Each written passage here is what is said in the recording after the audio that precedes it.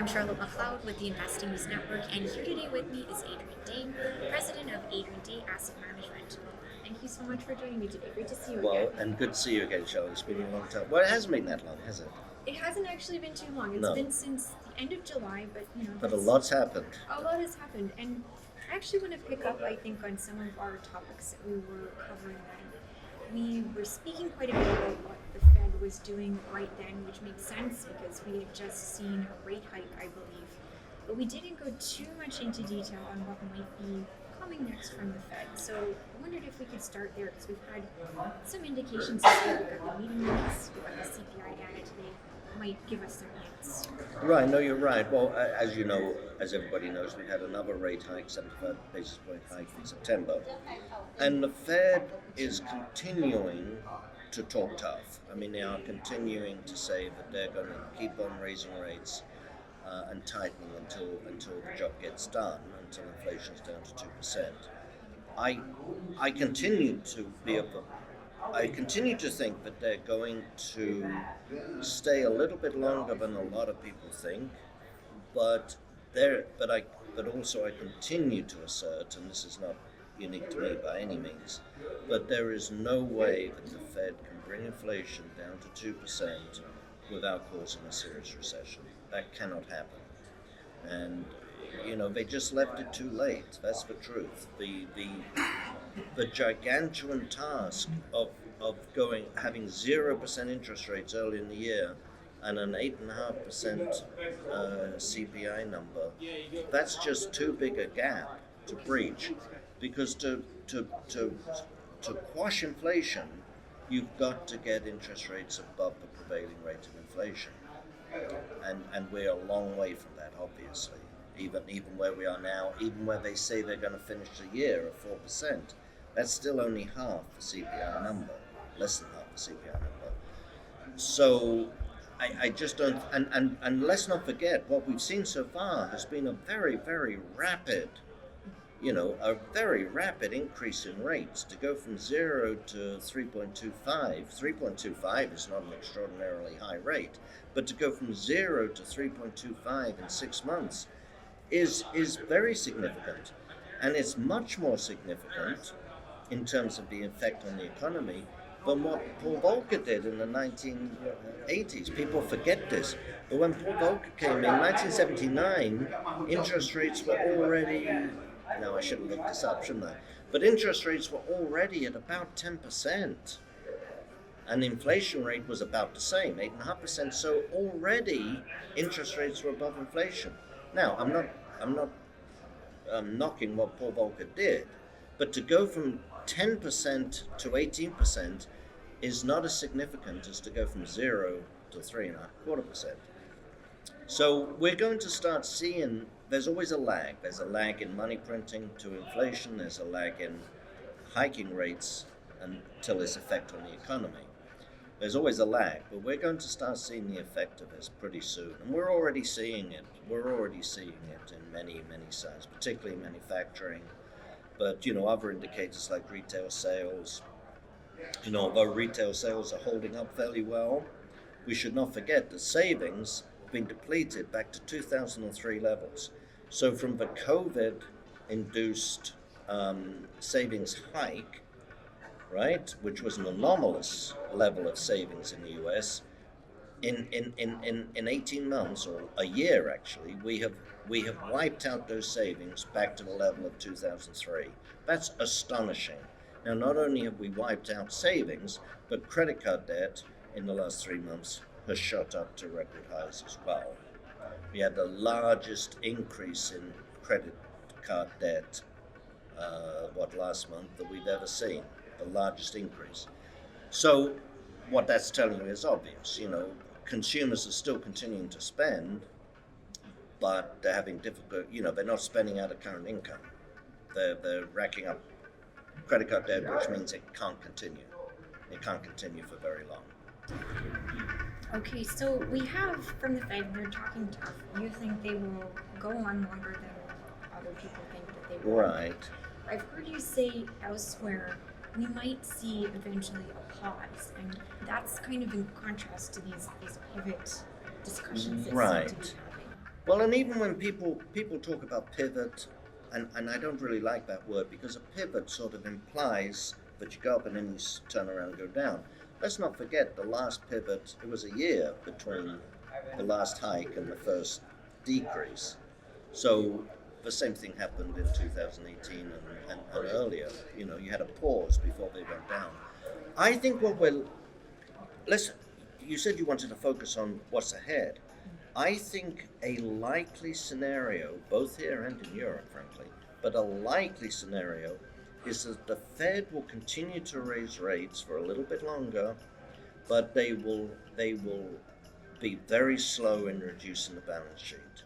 Because let's not forget, reducing the balance sheet is part of the plan. They talked about raising rates and reducing the balance sheet, and they have, unlike with rates, they have a specific plan for reducing the balance sheet. 42.5 billion for 3 months from June, and then starting last month, 95 billion.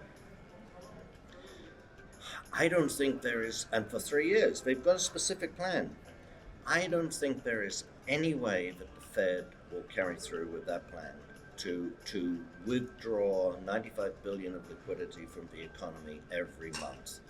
I mean, if injecting liquidity was one of the reasons or the main reason, but definitely a contributing reason to why the economy did so well since 2009, and then even more so since 2020 after the lockdowns ended, isn't it logical to think that withdrawing that amount of money is going to have an equal but opposite effect on the economy? There is, in my view, and apart from that, you know, the Fed is now the largest holder of mortgage-backed securities, the largest single holder. They hold, I know last year they bought, both new issues and in the market, they bought more mortgage-backed securities than were actually issued. How can they, that their plan is for 30 plus billion of mortgage-backed securities and 60 billion of treasuries? How can they withdraw? How can they sell? They haven't started to sell yet. They've just let things roll over. And they were very, I think the reason they picked, I'm rambling, I'm sorry, the reason they picked September to start the withdrawal was because they had a lot of bonds that were maturing in September. So it was going to be a lot easier just to let the bonds roll over and not renew them. When they have to start selling over 30 billion of mortgage-backed securities every month, rates are going to go through the roof. Because you're in a situation where the Fed, which has been the largest buyer, is now selling. Banks are no longer buying. Japan and China are no longer buying. There is no natural buyer of treasuries anymore. I think rates are going to have to, in the market, are going to have to go up significantly. So anyway, I just don't think that I don't think they're going to carry through with that, frankly. So we could be in a situation, we could be in a situation where the Fed continues to raise rates, because rates is what everyone's focused on. You know, if you ask most people, including, you know, people who follow this stuff at the conference, but certainly people outside, you ask most people about tightening, they focus on rates, right? That's what gets the headline. I think they'll continue to raise rates. They will slow their rate of decreasing the balance sheet. And at the same time, the administration will do everything within its power to increase spending. So you're going to be in this very sort of weird situation that we haven't seen before, where spending is continuing to go up, but interest rates are also continuing to go up. And you're seeing that in Europe as well. Right, and before we started speaking, we were talking about should we bring up the Bank of England as that could into this conversation. So maybe we could talk a little bit about that, how that relates to what we're seeing over here, because from what I'm seeing, we feel a little bit detached from it because it's all the way over there. Right. Well, I'll try to be quick on this. Yeah. Mm-hmm. I mean, you know, the whole fuss started when the new Conservative government said they were going to cut the rate of marginal tax on the highest earnings by 5 percentage points. You know, that would have cut less than 40 billion from a $3 trillion economy. And that's assuming that the rate cut didn't have the impact that they were expecting and intended which we often see with rate cuts, where a cut in rates actually increases economic activity and increases taxes, right? The Laffer curve, you don't go to 95% to get the most money out of people. You go to somewhere in the middle to get the most money out of people. So, but even assuming that didn't happen, 40 billion out of a $3 trillion economy was not a huge issue. I think what that showed us and what people were really getting nervous about the Bank of England starting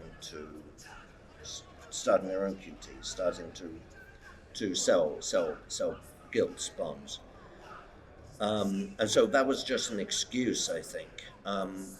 What the Bank of England did in the same day, saying, well, we were going to start selling bonds on Friday, but in fact we're not. We're going to postpone that and we're going to buy them instead. I mean, talk about a pivot. That's a pivot. Before you've even started to sell. I think what that did was it gave people in the US and elsewhere, it made people say, oh, the Bank of England's turned, soon everyone else will start turning. And you saw the dollar come off, you saw gold go up for a short period of time. I mean, I think those concerns were a little bit overstated, but it's a clear illustration to me. But when things start to break, and what was breaking there was pension funds going bust. When things start to break, the banks will go back to what they know how to do best, which is print money. And you're going to see that in the US. We haven't had anything break yet, right? We haven't had the Lehman or the AIG or, we haven't had that yet this time. But we're going to see it, and I don't know what it's going to be. Is it going to be a major bank? I don't think so, because the banks in the US are pretty well capitalized right now. But we're going to see some major institution, could be pension funds over here, because pension funds over here have been doing the same thing. They have to. When your actuarial tables tell you you've got to earn 9% a year, and bonds are paying you, 1% a year, you've got to do something to fill that gap, right? And whatever they're doing has not been good. Right, and okay, so we talk about things breaking, and so we saw over there going on with the Bank of England. We also saw, that fix coming in, and if things start breaking over here, I think we talked about this last time, kind of about like faith in the Fed right now. People believe that fix will come, so even if something breaks, it's going to be backstopped in some way. So it seems like we need to move beyond that mindset. Yeah, it's interesting you say that. I think the confidence in what we'll call the Fed put as it affects markets, I think that's sort of being evaporated. Because let's face it, we've had a pretty big decline in the S&P this year, and the Fed has not cared about it. They've let it happen. So I think the confidence in the Fed put as it regards the stock market and asset prices, I think people are beginning to feel maybe we won't see that.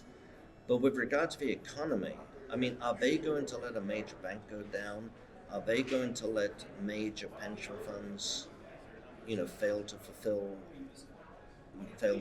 their obligations? I don't think so. I just don't think that. I just don't see that. If things start to happen, at the moment, all the political pressure is to bring inflation down.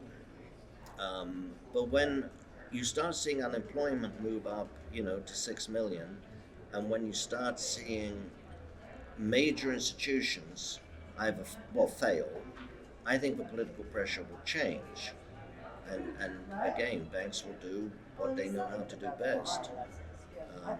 That's my view, but I don't know when that's going to happen. So I think you might see a situation where they continue to raise rates to try to reduce inflation, but at the same time they bail someone out. And at the same time, the Biden administration, not much different from the last administration, frankly, but the Biden administration is spending as much money as it possibly can, with or without the approval of Congress. So we had the student loan forgiveness program, we had the green new energy business, You know, if you're really genuinely trying to bring, and of course all the states are saying, well, we're spending more money to defeat inflation, which demonstrates a remarkable lack of knowledge of basic economics. Or maybe they just feel if you repeat something often enough, people will believe it. But if you really truly want to bring inflation down, you don't have governments spending more money all over the place. You have to accept there's going to be pain. So let's situate gold in this whole situation, Yeah. because people here at this conference, I think, are definitely wanting to know what's going on here. Right. Well, a couple of things. I mean, well, first of all, what's going on here? First of all, if you look at gold this year is down. I didn't look this morning, but it's probably down around 8% this year. Dollar's up about 17%. So in the face of a strong dollar, gold has actually held up fairly well. That's one thing I think is really important, because remember, we must never forget this, we price gold in the dollar. So other things being equal, and of course other things aren't equal, but other things being equal, if the dollar goes up, gold will go down, and it should go down by an offsetting amount. The fact that gold has declined in dollar terms less than half of the increase in the dollar, I think is a sign of underlying strength in gold. That's number one. And number two, there is an asset deflation going on at the moment, deliberately organized by the Fed. But if you look at gold, down, as I say, about 8% this morning, and then you compare it with the S&P, or compare it with housing prices, or compare it with Bitcoin, or compare it with bonds, gold is holding up. Gold has gone down less than all of those other major assets that I mentioned. So we shouldn't be overly depressed by what's happening in gold, frankly. But what I see looking ahead, if you just looked at what I said about interest rates going up and the economy, it's clearly we're heading to a stagflationary period, which I'm not alone in thinking that. So if you look at stagflationary periods in the past, gold has been the number one performing asset in a period of stagflation, and other commodities have followed pretty closely. So I think gold's time is coming very soon, and what will make gold turn is one of two things in my mind. Either the dollar falls, and that's a whole different subject. Either the dollar falls and gold will then start to go up, or more investors begin to realize that the Fed cannot get inflation down to 2% without causing a major recession. Once you realize that that's going to happen, then you look for assets to protect you from that scenario, and gold would be the prime asset to protect you from that scenario. Do you have an opinion on which of those two scenarios is the more likely? They probably could come at the same time, frankly. I think the second one is definitely going to happen. I would put timing on the second one at early, by the end of this year or early next year. We're going to start seeing people realize that as the impact, all policy decisions have a lagging impact on the economy, right? So as we start to see the impact of tightening on the economy, which we haven't really seen yet, then people are going to start realizing that that's a lost cause. The dollar's a little bit more difficult because everything you look at the dollar. It's not surprising that the dollar is strong right now. I mean, the U.S. economy, for all its faults, is stronger than Europe. We're not facing the energy crisis that they're facing to the same extent. So the economy is stronger, and at the same time, interest rates are high. So if you're, I like to say, if you're a Swiss money manager with $20 million to park somewhere for a few months, where are you going to put it? Are you going to put it in the euro? Are you going to put it in the pound? Or are you going to stick it in the dollar? The dollar is A, safer, but B, you're earning more money in the dollar anyway. So as long as that interest rate differential remains, I think the dollar's going to remain strong. But I think its own strength is going to lead to it weakening. They often say high prices beget low prices. So we're already hearing from finance ministers and central bankers around the world, including or especially in emerging markets, that the Fed has to do something about the strong dollar. because the strong dollar right now, it's really hurting our allies in Europe who are having to buy energy. Now, they got themselves into the mess, no question. That's a different subject. But they're our allies, and the high dollar is making it much more difficult for them to buy energy. It's hurting emerging markets, many of which are, on the brink of major financial disasters, which in emerging markets will lead to political disasters. So there's a lot of pressure on the Fed and on the White House. And I think we could get to some kind of plaza, a renewed plaza accord as we saw in the 80s, where the dollar will come down, not because interest rates go down, but because of just intervention. Okay, and I think for investors, especially people who have come here, a key question seems to be, okay, so what should I do? Is it the time, like if you're thinking of gold, is it time to be buying gold? Is it the time to be buying gold stocks? People don't know if we're at the bottom. Should they wait? Should they buy a little bit? Do you have any thoughts there? Yeah, no, interesting question. First of all, gold is, in my mind, gold has always been the most difficult market to time. I'm not a timer, but gold just seems. I've had more luck. I've had more success timing the broad stock market up and down than I have timing gold.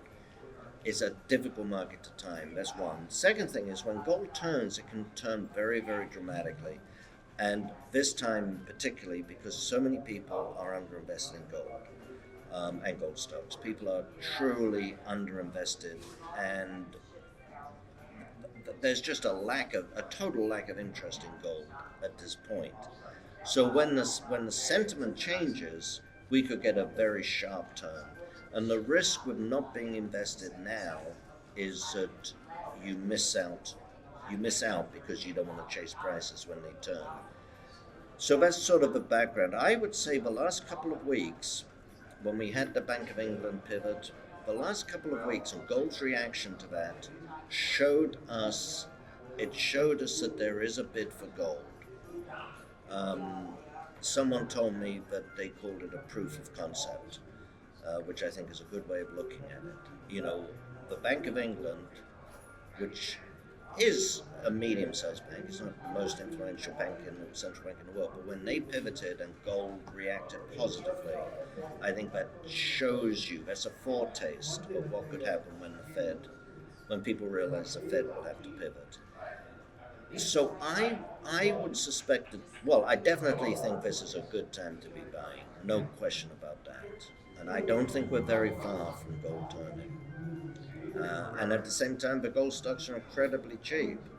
That's what makes this a little bit easier to buy the gold stocks, in my mind, as a value investor, because you're not having to hold your nose and buy something that's expensive. You're buying some of the best quality gold mining companies at their lowest valuations in 20 years. You look at Barrick, for example. You look at the XAU, the index of senior, gold and silver companies. Other than the last quarter of 2015, which was when gold bottomed, the stocks have not traded at a lower price to free cash flow this millennium. So for the last 20 years, this is the lowest, other than the last quarter of 2015, this is the lowest that they've ever traded at. That doesn't make sense. When the price of gold is $1,650, it's not $1,100 or $1,040 like it was back in 2015. We forget that. It's up 60% since the bottom, which is astonishing.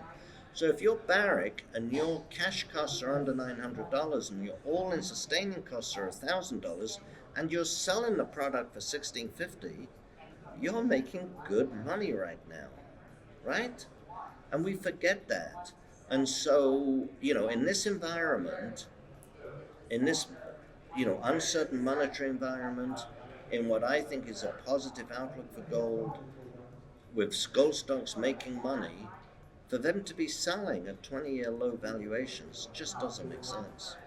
Okay, and I have one final point on that before I let you go. It's somebody, I don't remember who this was, I think it was in the panel here yesterday, was saying, in terms of good sentiment, it's not that people don't like it, except that it's not on their radar. They're not even thinking about it. Would you say that's true? I think that's absolutely true. That's what I think I said it, but maybe I didn't say it firmly enough. It's not that people say, I don't like gold. Mm-hmm. They just don't care. Yeah.